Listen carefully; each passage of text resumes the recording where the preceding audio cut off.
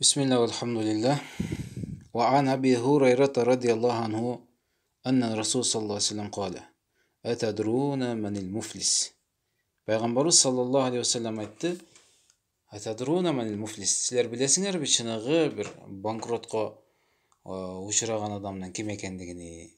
Чыныгы бир банкрот болуучуну. Деди: Колу. Сахабалар жооп беришти: Ал муфлису фина ман ла дирхама лаху вала матаа.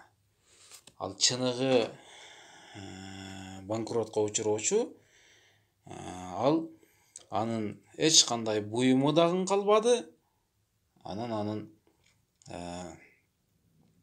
дирхамдары да калбады, акчасы да калбады. Акча да калган жок. Эми сатып акча кылып алайын десе, буюму да калбады. Мына ошол чыныгы бир банкротко учуроочу деп айтты. Факале пайгамбар саллаллаху алейхи вассалам аларга жооп беретинде айтат: Иннал муфлиса мин уммати ман яти яумал кыяма би салатин ва сиямин ва закатин. Чыныгы бир кыйроого банкротко учуроочу, чыгымга учуроочу менин үммөтүмдөн ал кыямат күнү ал намазы менен, орозосу менен, зекети менен келет. Демек бул дүйнө жашоосунда ал орозо туткан, намаз окуган, зекет берген, мына ошондой жакшы амалдарды кылган, ошондой жакшы амалдары менен кыямат күнү келет дагы. Жана эми ал дүйнөдө бирөөдү сөккөн экен, акарат кылган экен. Мына ошол келет. Ошон үчүн бул тил Аллах Тааланы зикир кылыш керек. Ал жөн эле бир сөгүнүп, өзүнүн бир туугандарын да сөгөт кээде, же бир жансыз болгон бир нерселерди сөгөт. Пайгамбар алейхиссалам айтты: эң бир төмөнкү даражадагы адам бул өзүнүн энесин сөгүүчү деди. Аллахтын элчиси кантип өзүнүн энесин сөгөт? Ал бирөөдү энесин сөгөт, ал кайтарып сөгөт. Мына ошол өзүнүн энесин өзү сөктүрүү. Мына ошондой бирөөлөргө бир тили менен баш айтканда сөгүп зыян кылган ошол келет. Бирөөгө бир доомат кылган, бирөөдүн малын жеген, бирөөдүн канын төккөн, бирөөнү урган, мына ошондой адамдар келет дагы. Анын ошол жогорудагы дүйнөдөн алып келген жакшылыктарыны бөлүшүп алып кетет.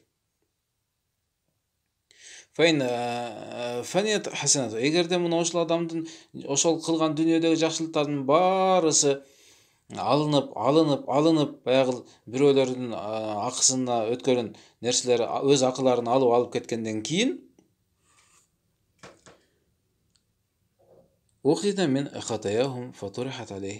анан жок, анан келди бирөө: Алла, мына ол пендеңден менин акымды алып бергин. Бул мени сөккөн эле. Мына ол пендеңден менин акымды алып бергин. Бул мени урган эле, менин акымды жеп койгон эле, мени алдап кеткен эле деп келди.